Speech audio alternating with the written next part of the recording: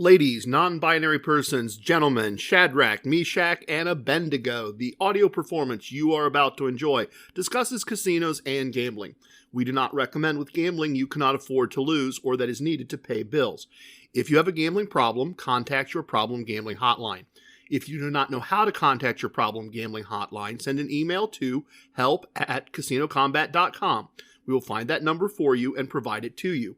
Our hosts' past performances are not indicative of anyone's future results, including his own. All materials presented here are based on actual facts. Names and dates are changed to protect the innocent and the guilty. Some events, unrelated to outcomes, may be omitted in the interest of brevity and clarity.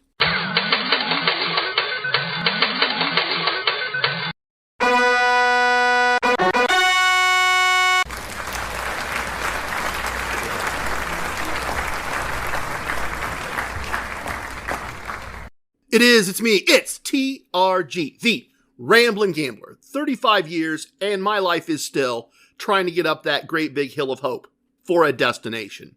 And so I try sometimes when I'm lying in bed, just to get it all out what's in my head. And I'm feeling a little peculiar. And so I wake in the morning and I step outside and I take a deep breath and I get real high and I scream from the top of my lungs, "What's going on?" What is going on, everyone? Welcome to episode 113 of our Casino Combat Podcast.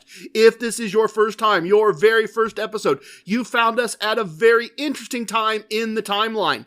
Normally, this is the part where I say, I can teach you to be good at the game of casino gambling. Honestly, I think I can.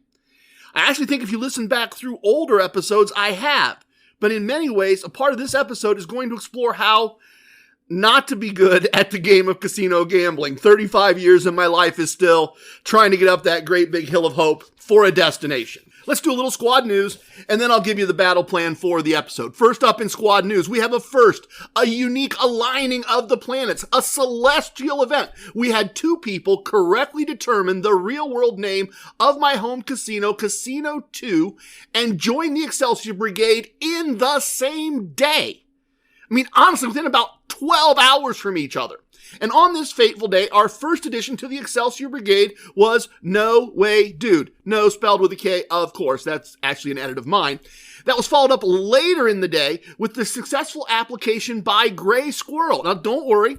Gray Squirrel uses the British spelling, so we still have room for one more Gray Squirrel with an American spelling, which would be fine. Like Hangover, we have two Dougs.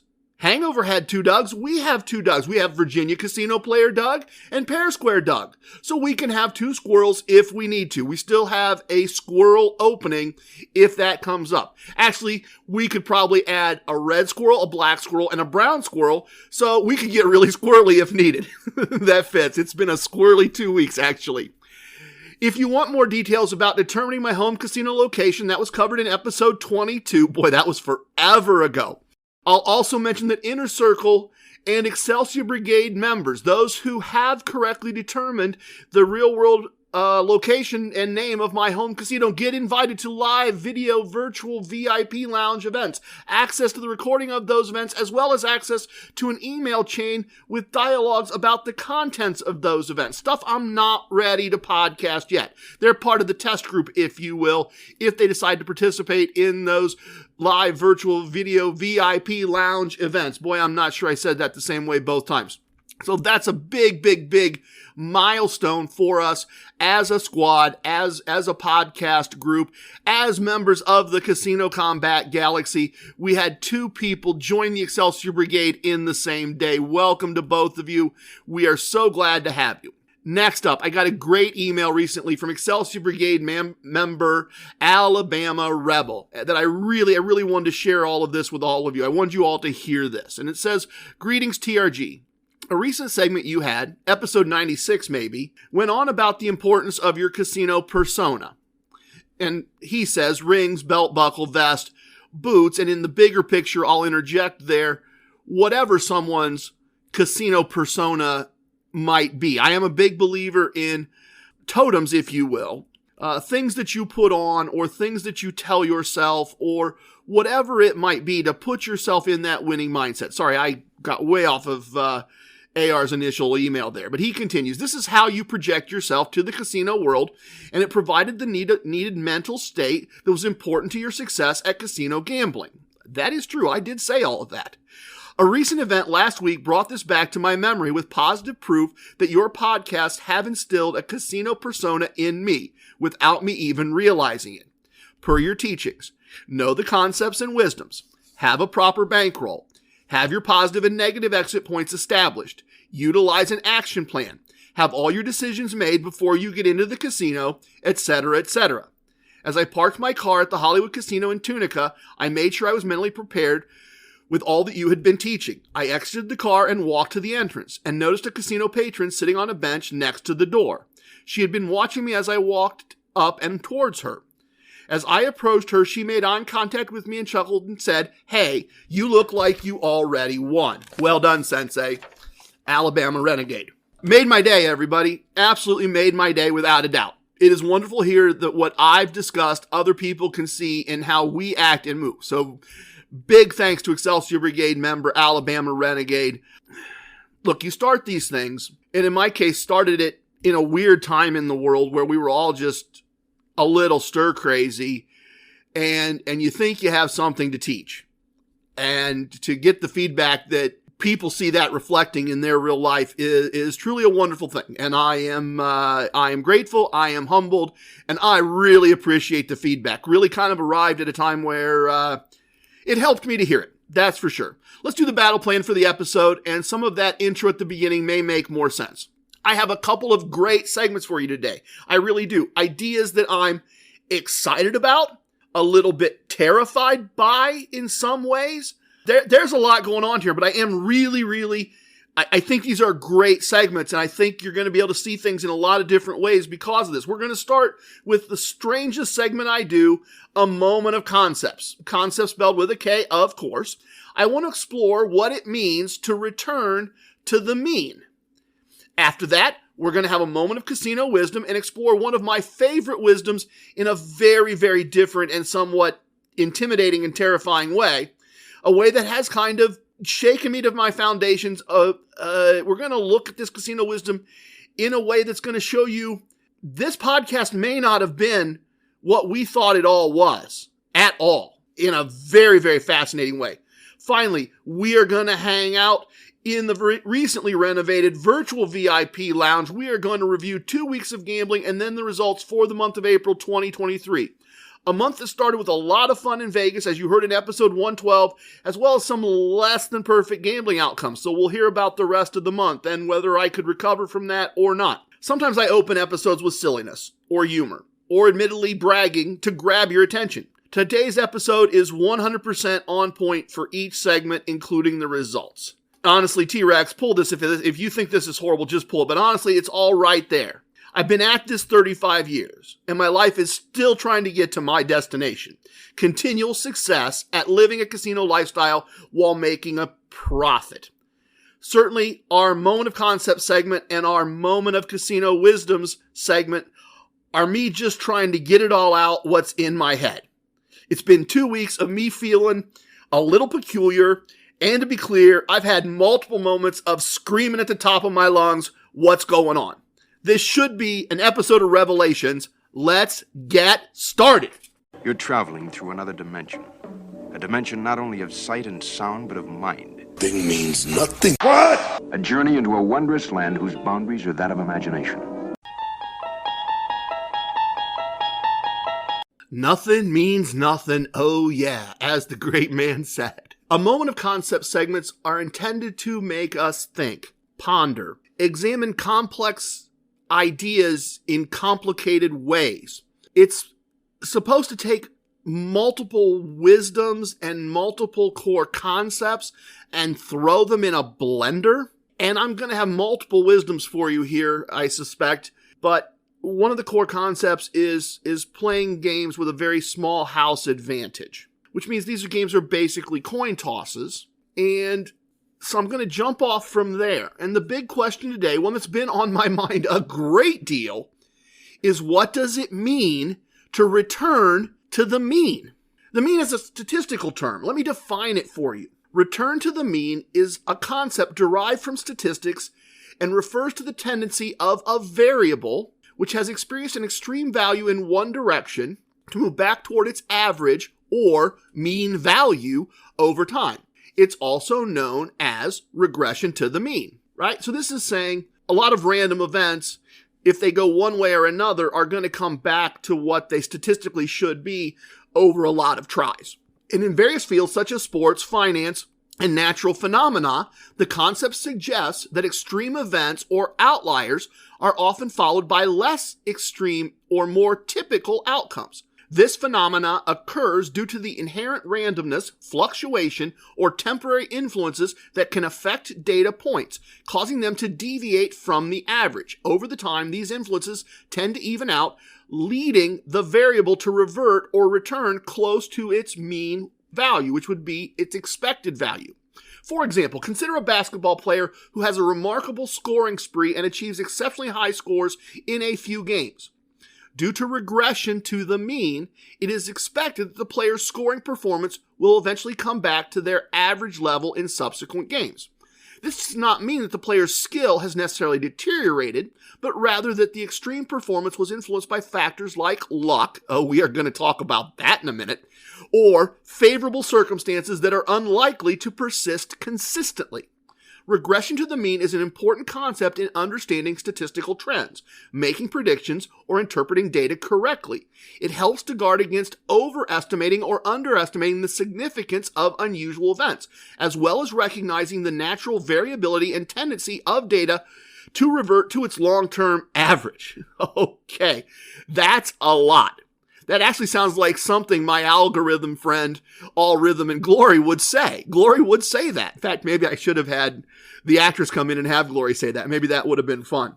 Look, when we get outside sports and finance and natural phenomena, this applies to gambling in a couple of ways. And now it's often used by losers to explain why losing is inevitable. I mean, you have to return to the mean at some point. And in the case of casinos, the mean is you lose X per 100 wagered. That is the mean. That is the expectation. Let's look at a couple of examples related to the games themselves. So let's start with roulette.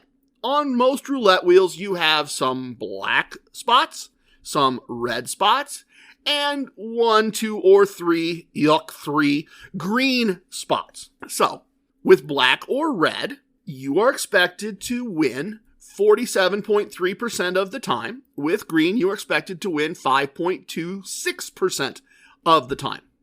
Now, a lot of roulette wheels, if you walk through a casino, they'll list statistics, the most recent numbers, and then how much has been red, how much has been black, how much has been green, how much has been even and odd, and top quarter and bottom, all those, top third, bottom third, all those things.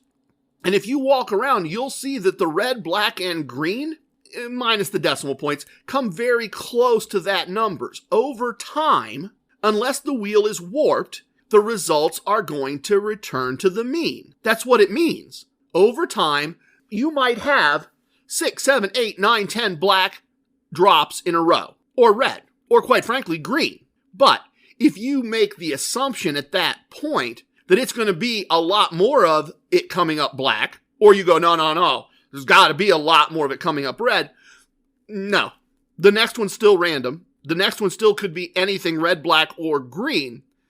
But over 100 spins, 1,000 spins, 1,000,000 spins, over all the spins on all the roulette wheels, in all the joints, it had to walk into mine. No, that's not the way that works. Take all the spins on all the roulette wheels for a whole day across the globe. You're going to come really, really close to that number. You're going to return to the mean. That's what that means. I'm sure if you take all of the craps played around the world for a month, the results for the pass and don't pass wagers will be very close to the expected statistical outcomes for those wagers. That stands to reason. Ditto. All the player and bank outcomes on a baccarat wager around the globe for a month, those wagers will return to the mean, or very, very close to the mean.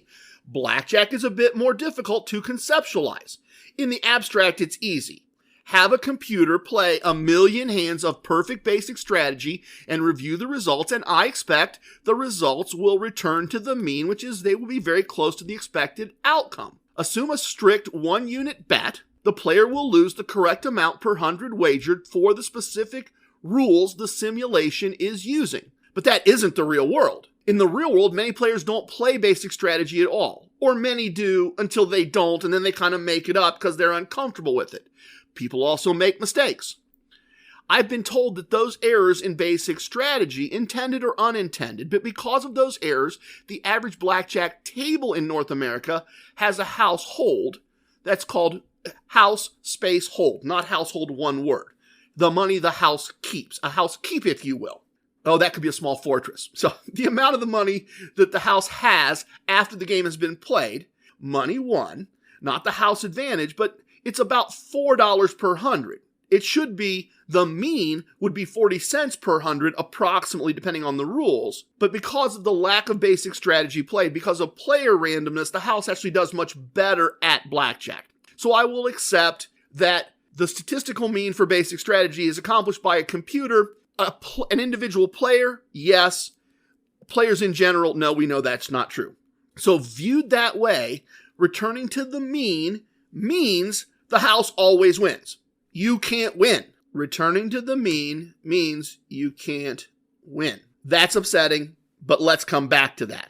Maybe concerning. Intellectually concerning, since we're doing a moment of concepts. It's something to be pondered, not upset about, at least at this point. As I said, we'll get back to that. What about the other part of that definition that I went through? The basketball player illustration. Let's apply that to a gambler. A series of successes greater than the statistic mean means that eventually a player will have a series of failures until their outcomes match the statistical mean.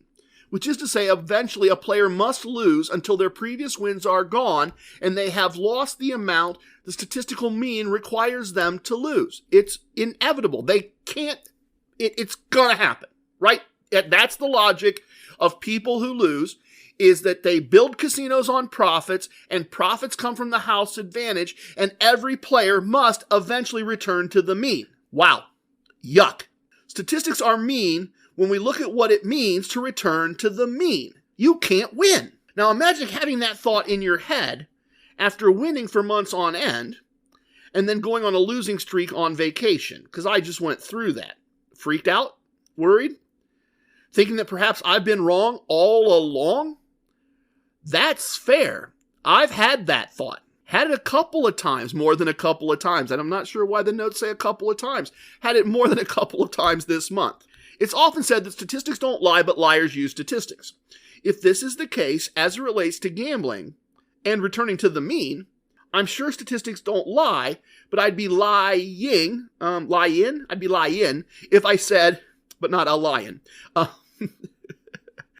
be lying if I said, I think this is something we need to worry about. Let's talk through this. Let me start by saying, as I did earlier, that I'm sure on a global basis, the statistics are correct and that all wagers return to the expected mean. But individual players? Do individual players return to the mean? Is it inevitable that an individual player has to return to the mean? I don't see how that could ever be possible.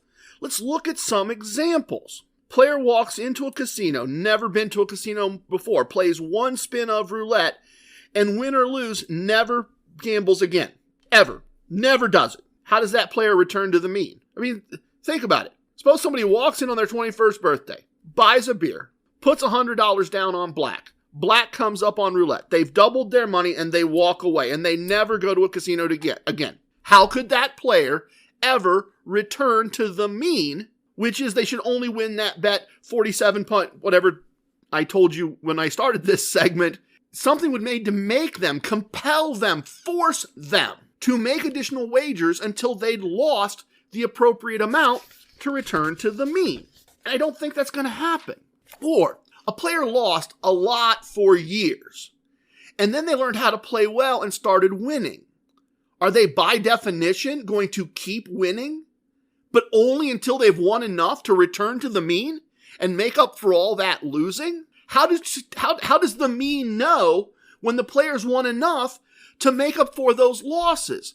How does some infallible hand of divinity make all this happen? And if the infallible hand of divinity makes this happen, that still says if you've lost a whole bunch, if you've lost $50,000 over 5 years, well, you should keep playing, because if you're going to return to the mean, if that's what that means, well, then you've got $47,000 of winning to do over the next 5 years, approximately. I made those numbers up in my head.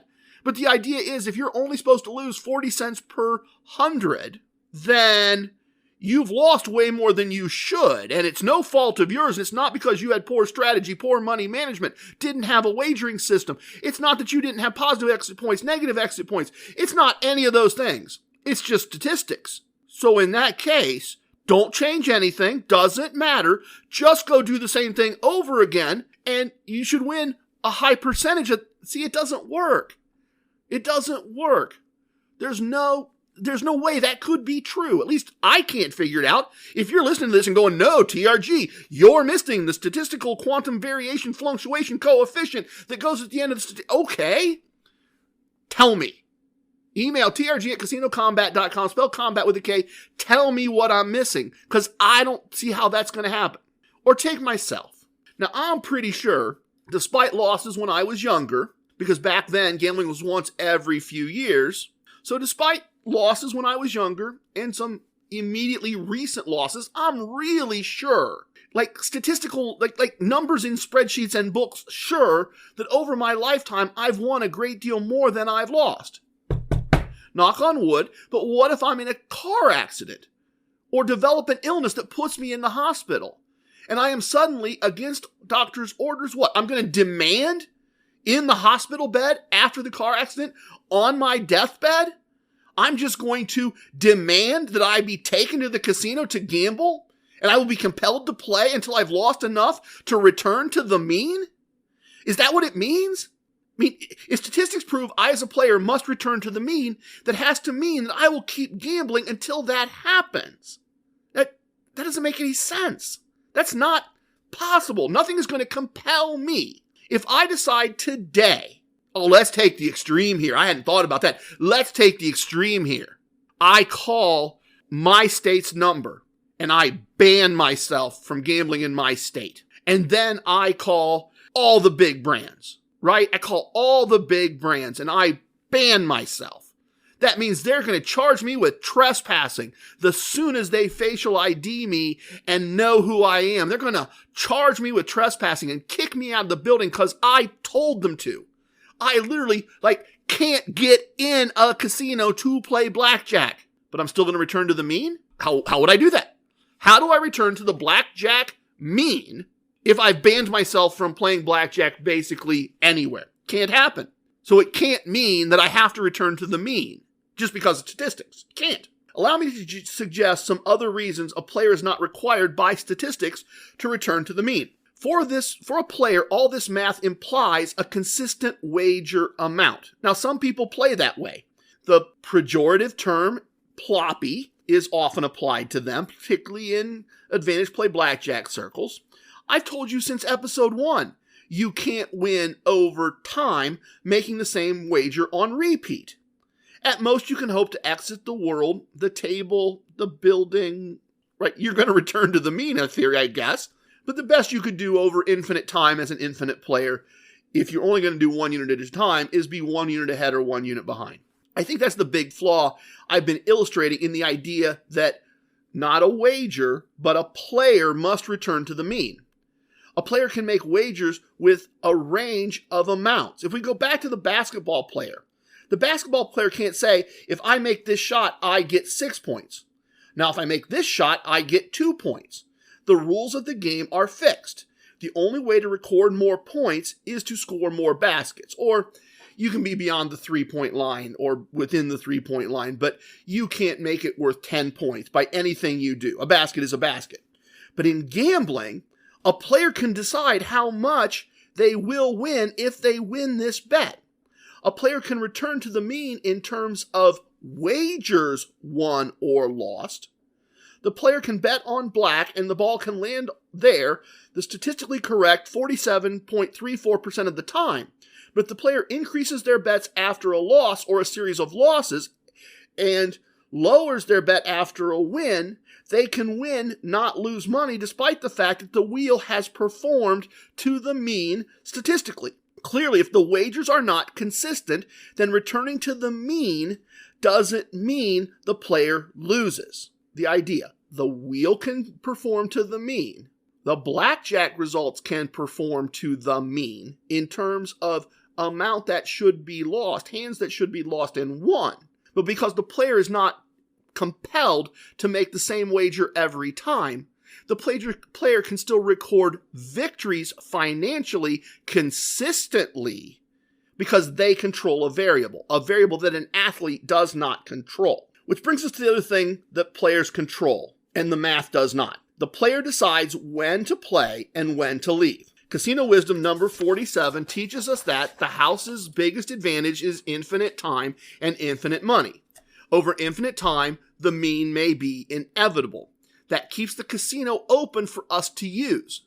But we can play until we win for a particular table or day and then leave. That mean can happen to someone else from the house's point of view, but we don't care. I think that's the bottom line here. Returning to the mean means the house will win and the casino will stay open. But it can't and doesn't mean that because we won for a period of time, we must return to the mean and lose what we have won. We can keep what we've won. We can win consistently, and that's what returning to the mean means. Our next segment is a moment of casino wisdom, and we're going to turn one of my favorite wisdoms on its head. If you think returning to the mean was scary, things are about to get worse.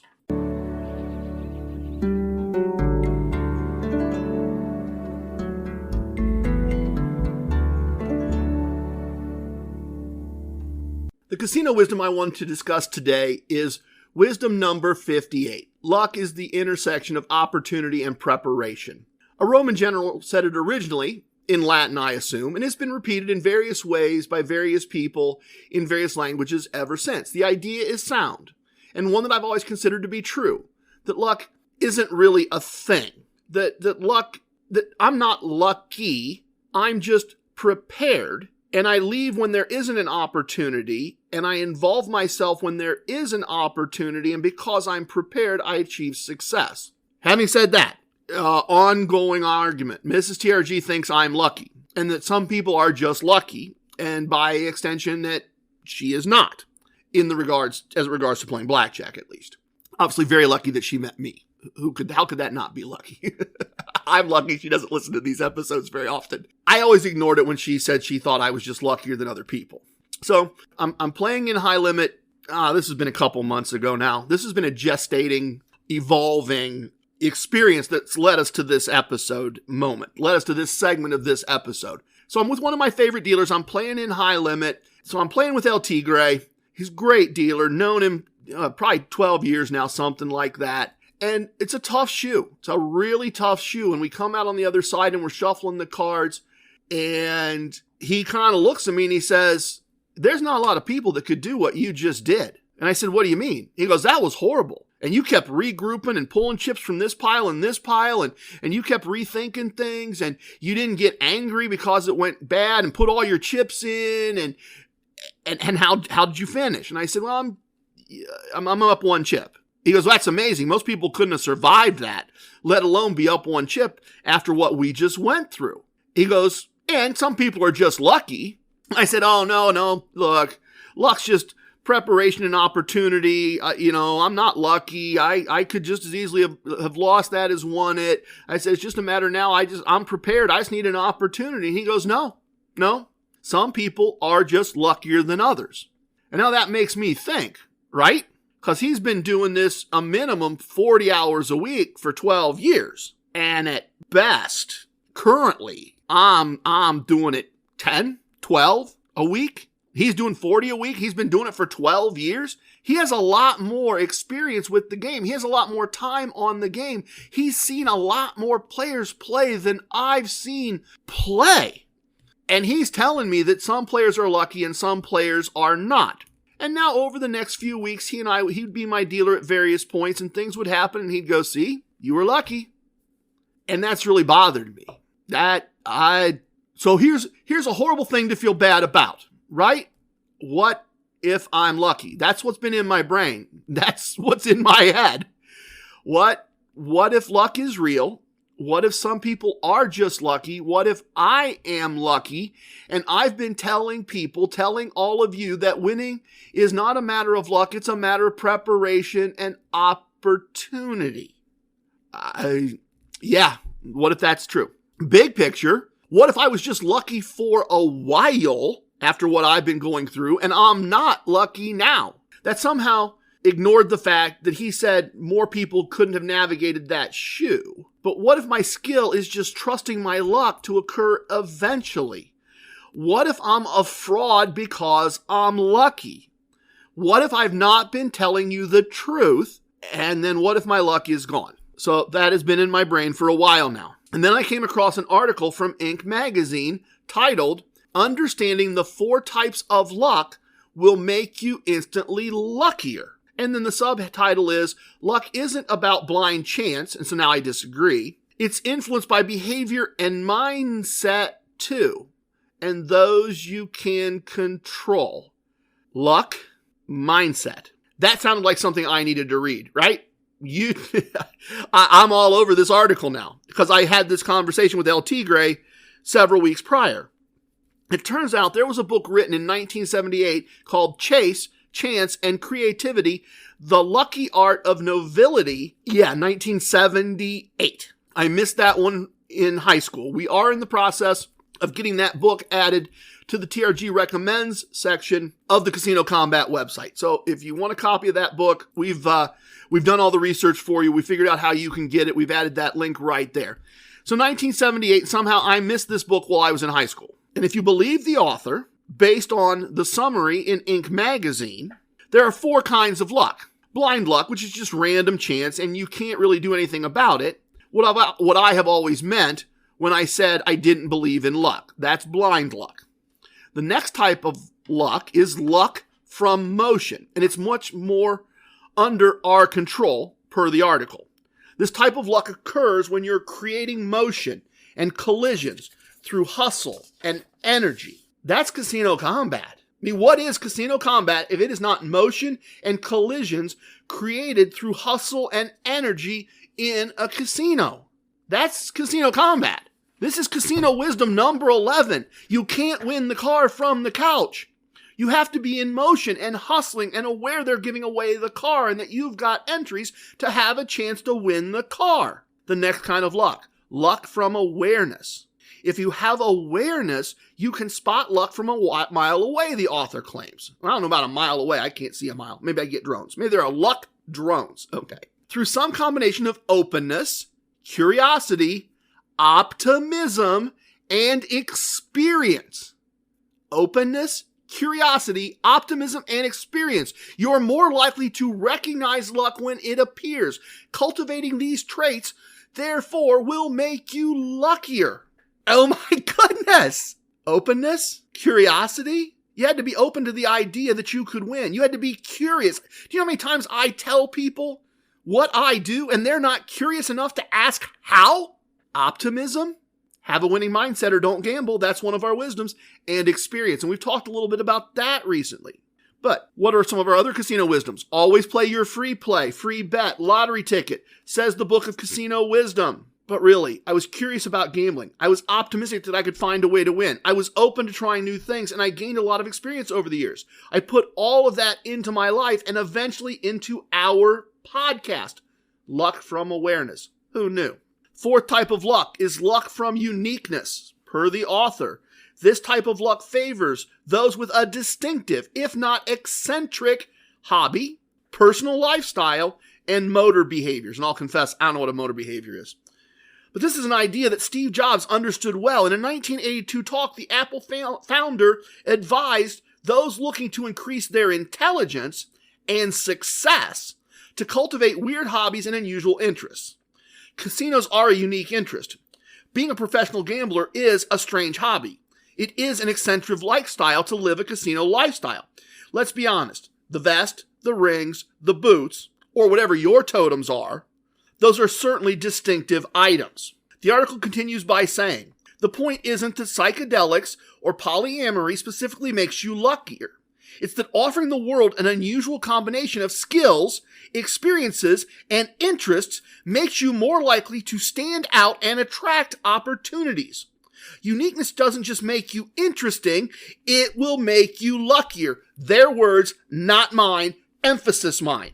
Again, how many times did someone say to me, before I started doing this for all of us, you have a unique way of looking at casinos and gambling. Who knew that was making me lucky as well? I certainly did not.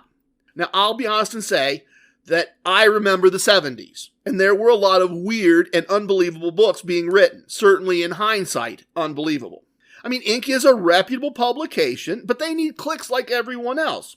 I decided to do some research and ask ChatGPT how to be luckier, because that stupid AI knows everything. The result was so amazing that I wanted to provide you with the responses and make some observations as we go, and I'll try to separate those out for you.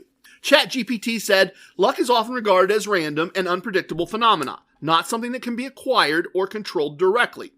However, there are certain practices and mindsets, boy, there's that word again, that some people believe, and that's a different kind of word, can help create a favorable environment for luck to occur. Let's do that one again. However, this is in direct contradiction to what I have always thought and believed. However, there are certain practices and mindsets that some people believe can help create a favorable environment for luck to occur. Here are a few suggestions. Suggestion 1, positive mindset. Maintaining a positive attitude can help attract positive outcomes. Cultivate optimism and believe in your ability to succeed.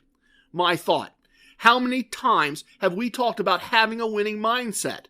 Again, there's a casino wisdom that teaches that. I created that wisdom and I taught that and I believed that. And here apparently is evidence to suggest that that's part of what you need to do to be lucky. Point 2 from ChatGPT, preparation and opportunity. The saying, luck is when preparation meets opportunity, holds some truth. Okay, so I wasn't wrong about that. By being prepared, putting in effort, and staying open to opportunities, you increase your chances of being in the right place at the right time. Okay, I feel a little better about that one right now.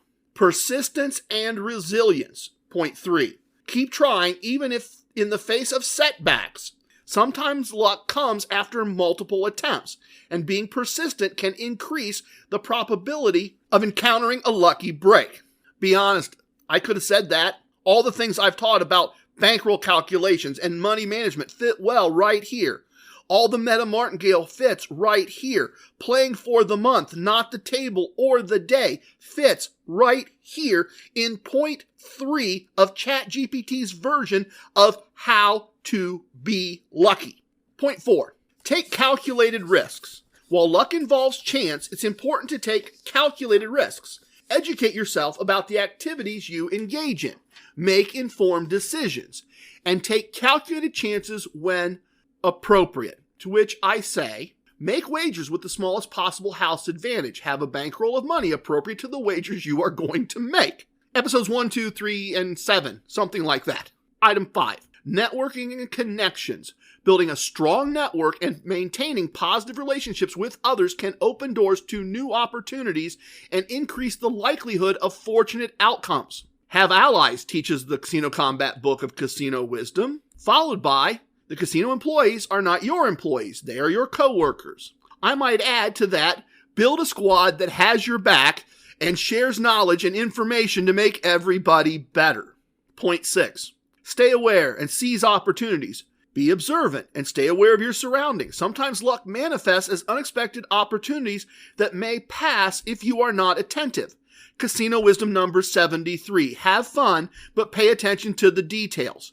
Planning around your promotions is also a form of awareness. Item number 7. The final item. Practice gratitude. Expressing gratitude for the things you have can help shift your mindset toward positivity and attract more positive experiences. This is have a winning mindset, but I also learned this from ECE, buy the coffee. That said, while I have been struggling a bit with arrogance and feeling invincible this month, I am generally stunned and amazed that I can do what I can do. I am, in general, grateful for the opportunities that gambling with skill provides. I am in awe and amazed that I get to live a casino lifestyle, and I'm very grateful for that. ChatGPT continues, it's important to remember that luck is not a guarantee and cannot be controlled directly. However, by adopting a positive mindset, staying prepared, being persistent, and making calculated decisions, you can create an environment that may increase the likelihood of fortunate events occurring. So 2 different sources, 2 slightly different takes on the same information. Clearly, Casino Wisdom number 58 isn't wrong, but rather than a denial that luck exists, it is in fact an affirmation that preparation and an openness to opportunity are part of being lucky, and that we can all learn to be lucky. In fact, that's the obvious conclusion, I think. And that bugs me. I thought I had a unique skill that I had developed.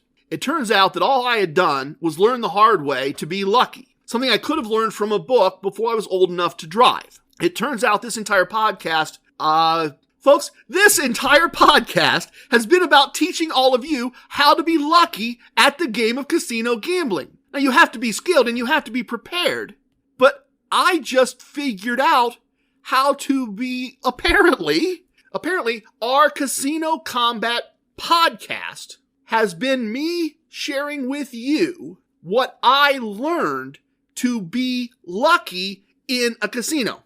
And in some ways, I'll be honest, I feel like a bit of a charlatan at this point. If you feel like you're owed an apology, please consider it to have been humbly and genuinely offered.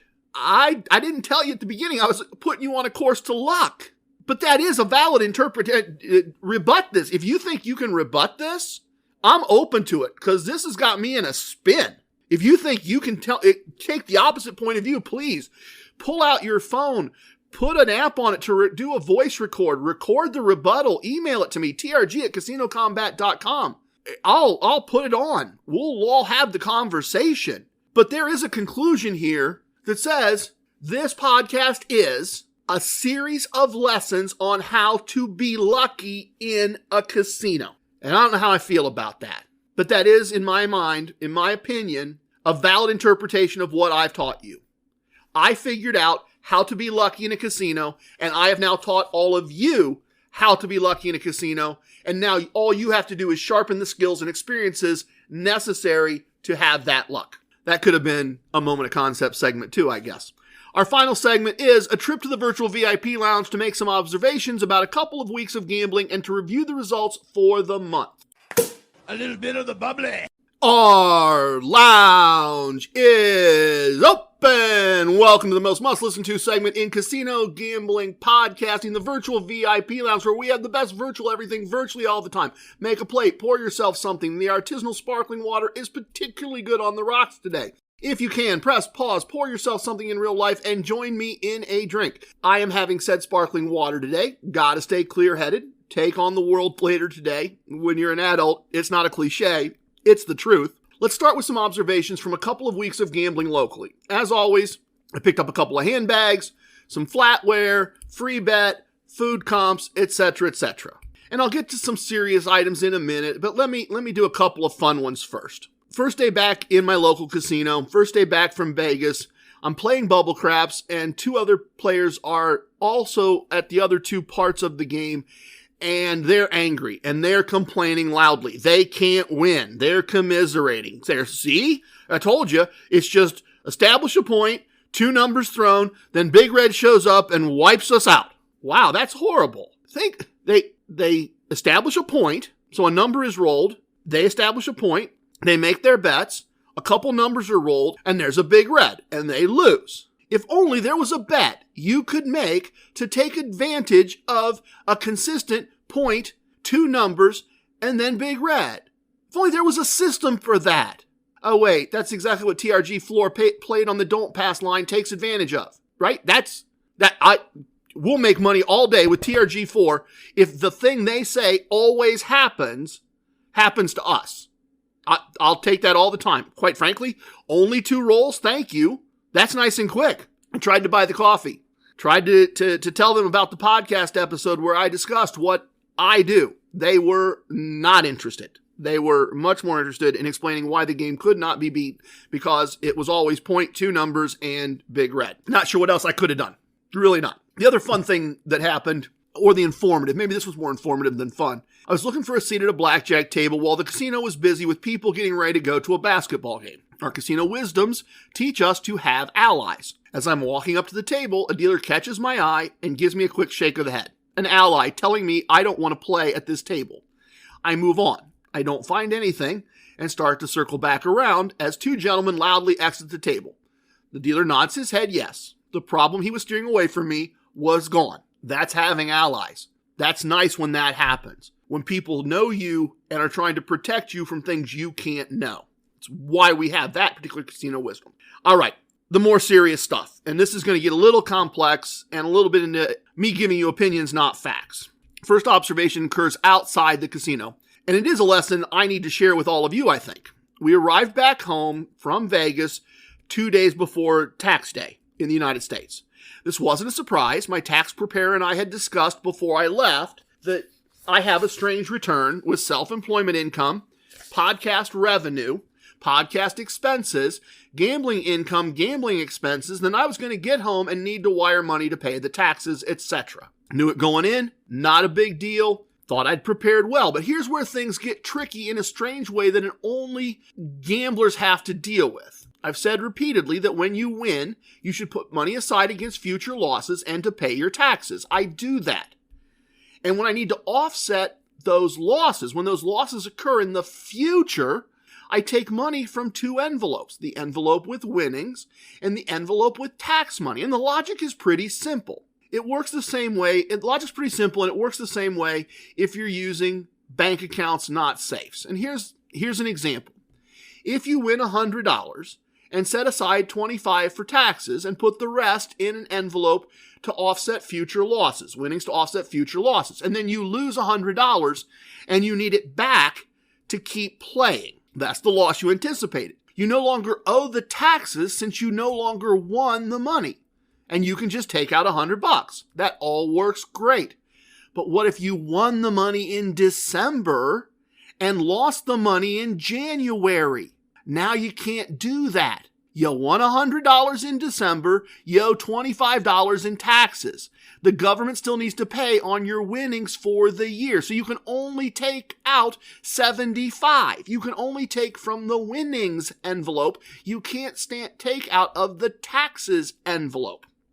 So where does that put me at this moment in time? I took some losses before we left on vacation and pulled some money out of various accounts, but left the tax money alone since it's a new year. I also pulled money to have it available during the trip and then honestly pulled some money during the trip. After I paid the taxes, what had looked like plenty of cash in reserve in March was looking a little bit slim. Not, oh no, how will we pay the bills slim?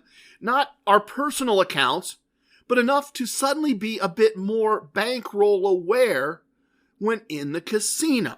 That's just an interesting aspect of this. The lesson here is that unlike most businesses, losses from one year cannot be carried forward and backward between years.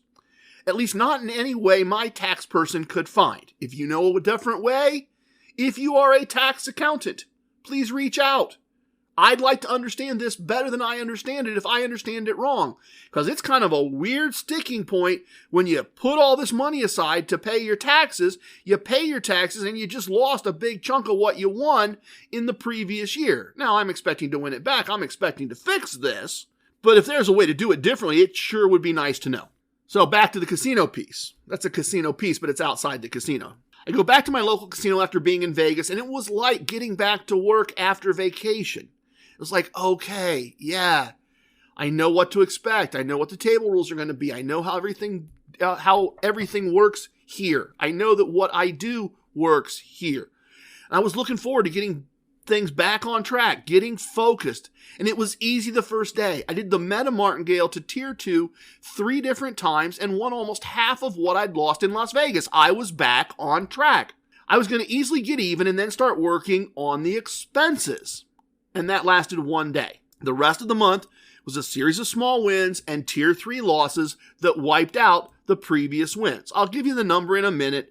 I don't want to shy away from what a difficult 2 weeks this was. The results were not what we had gotten used to. See, for over a year, Mrs. TRG and I have had conversations that included me saying, well, as long as I can keep doing this at this level, this won't matter, right? As long as I can just keep going down and getting a day's pay or more virtually every day, as long as I can keep going 58 days in a row without a tier 3 loss, as long as I can keep doing laps at the Tropicana, then these expenses won't matter. I had 2 weeks where that didn't happen. I couldn't seem to make things work. I was undoubtedly in my own head. I was undoubtedly having mindset problems.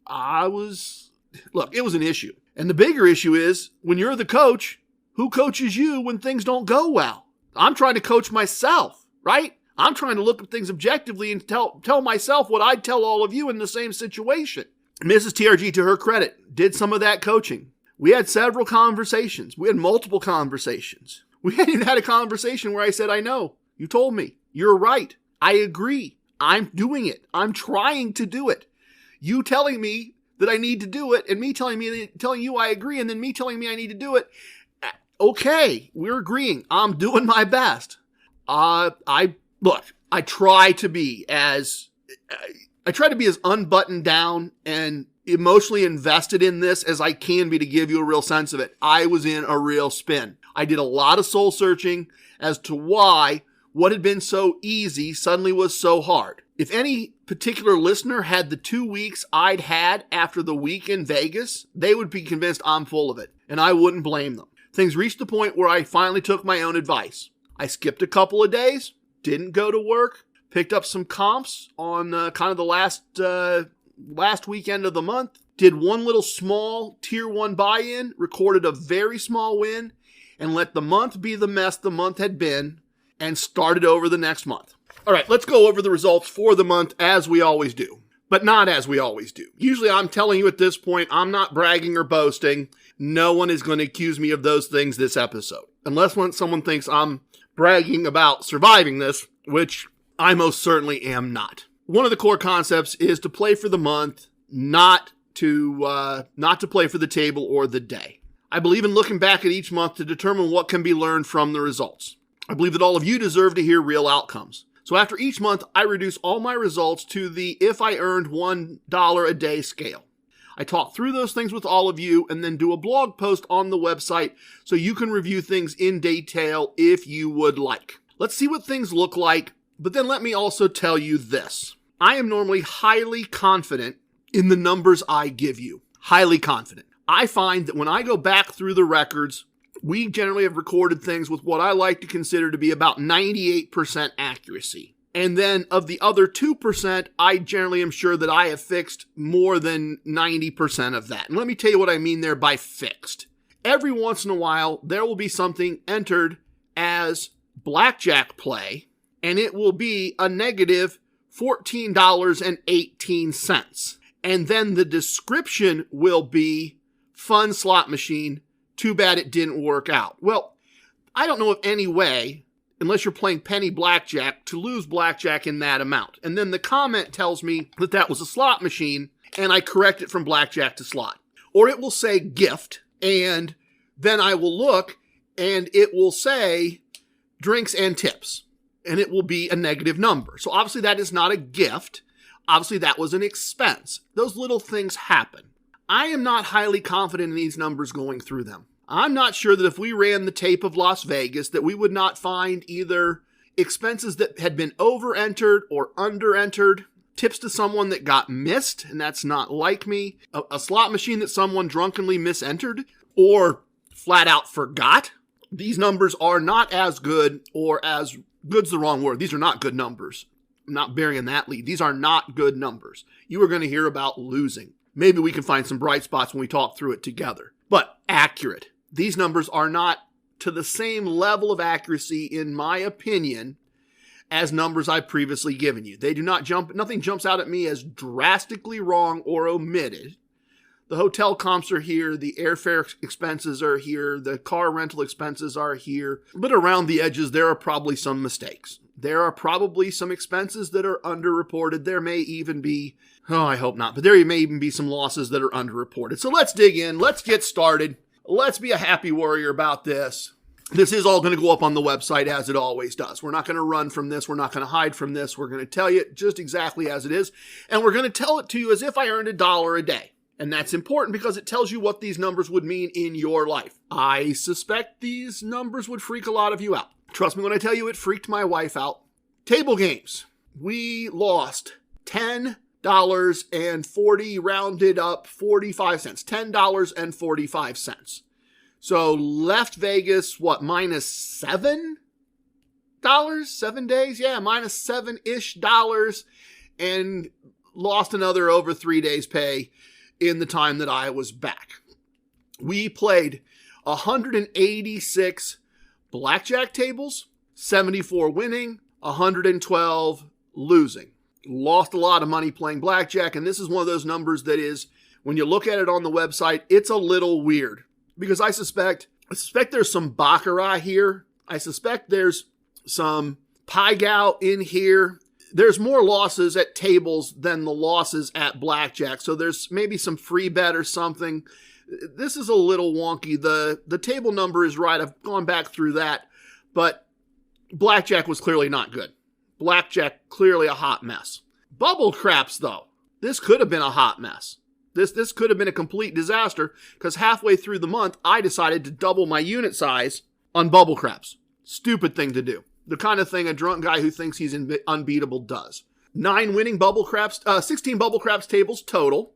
So a little down from previous months. That's the interesting part. Normally I get about 20 tries a month at bubble craps. Because of Vegas, it's only 16. 9 winning, 7 losing, $1.36. So the wins are actually up a little bit from previous months, and the number of tables played is actually down a little bit. This is turning out to be consistently reliable. It'll be interesting to see next month with the double unit size, if we end up with more like around a $2 bubble craps win on the $1 a day scale. Be interesting to see that. If with the larger unit size, if we win double the amount, because this is turning out to be a very reliable, I hate to say simple, because doing TRG4 correctly on a bubble craps machine takes some intelligence and knowledge and skill, but consistently it's a moneymaker month in, month out since we've been tracking it separately. We played 12 slot machines, 5 of them winning, 7 of them losing, playing slots with our own money using TRG slot strategy El Numero Dos, which you can download from the website in the Fred section as Casino Combat Slot Tactics. Playing using that strategy, we lost 95 cents, just short of $1, just short of a day's pay. Free slot play. We were given 29 cents and we won 26 cents. I suspect the lack of free slot play is the Vegas trip a little bit, and then the lack of other kinds of trips. So didn't get as much free slot play in Las Vegas as we would normally get playing locally and traveling around in the area. So it didn't offset. This is one of the first times in a while that we've actually, the two kinds of slot play, the two slot strategies intermixed, have not had a positive outcome. Lost 95 cents, won 26 cents. You can do the math there. It's actually 27 cents if we round up, which we should. So took a loss there in the total of the two slot tactics, Casino Combat Slot Tactics. I made 9 sports bets. I had 5 winning sports bets. I had 4 losing sports bets and lost 7 cents on sports bets. That's figured into the whole final number for everything. But we got to take sports bets with a grain of salt, everybody. I am not claiming I know how to teach you how to do sports bets. I'm not claiming I've tested sports betting enough to have anything that works. Took some loss this month, had less reps than usual because sports betting is kind of geo-fenced right now. You have to have, you can be an MGM Sportsbook customer, but you have to have an account set up and have a separate wallet for almost every state. And I could have kept doing sports betting in Las Vegas at the sports book in person, but it just wasn't important enough to be part of my vacation. It wasn't something I felt I really needed to be concerned about. I certainly was not going to establish a Vegas wallet and have to close it out and all of that. So take all the I'm going to give you the sports betting results. Take them with a grain of salt. I'll tell you right now, next month is going to be a tough month to win because I was trying one strategy and then switched to a different strategy. So we're going to look for a trend over time here. Last month, won money betting sports for the first time consistently. This month, lost a little bit of money. Bottom line, profit or loss from gambling, $11.15. Expenses, $13.34. That should not be surprising. That should not be stunning. We had plane tickets. We rented a Corvette. We went to multiple different shows. We did all kinds of stuff all around Las Vegas. That should not be surprising that our expenses were so high. It's just frustrating they were in a month when our gambling was so poor. Profit or loss after expenses, $24.49. Comps, $6.31. No match bets. $4 in free bets. 4 days pay in free bets. Almost the equivalent of a week's pay in free bet. 80 cents in gifts. Total value into our lives from gambling. Gambling took 15 days pay from our lives, which is to say the 6 days pay in comps offset some of the expenses, but not even all of the expenses. The comps offset about half. We got all the things we bought half price. That's another way to interpret that. If you want to put a positive spin on it, the planes were half price. All of it was half price because we got half of it back in comps. You can't gamble this way successfully over time. You can't. There's no way to sugarcoat it. Bubble craps is a bright spot in the whole thing. The rest of it is a mess. I have told you I went into a spin. Let's just leave it at that. I finished the month taking time off, minimizing the losses for the month, and ready to pick up the next month and see what happened. That's the question sitting here. Is April the new normal? In which case this gets really ugly really fast. Or is April a big anomaly, partially because of stupidity? Maybe a winning mindset that wasn't as solid as I needed it to be, and just an unlucky month. That would be fine. It was just an unlucky month, and things will get back on track. As a percentage of money won for the year, it's not a big deal. But I can't do this very often. It's got to be controlled. It's got to be different. And win or lose, I'll be back here next episode to tell you about the next 2 weeks. Please tip your waitresses, tip your bartenders, tip your dealers. If you have a host, tip your host, but don't tip away your wins. I have spoken. Everything you heard here is true from a certain point of view. We might find out in 10 years I've been wrong about all of this. It's time for leaving, and I hope you understand I was born a rambling man. Love it, hate it, it don't matter. Please share with your family and friends. Goodbye, everyone. Thank you for listening. Thank you for the gift of your time. And here is undoubtedly the best part of the podcast, the Casino Combat theme song. Thanks, everybody.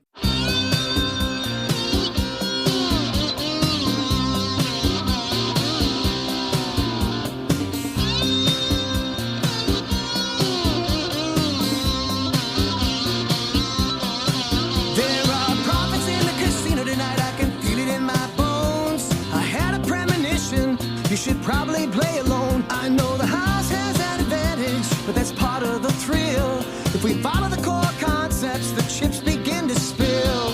So baby, here's your player's card. Put your bankroll in your hand. Use just some of that money now. Do it just the way we planned. Just follow the core concepts, and you could win several grand.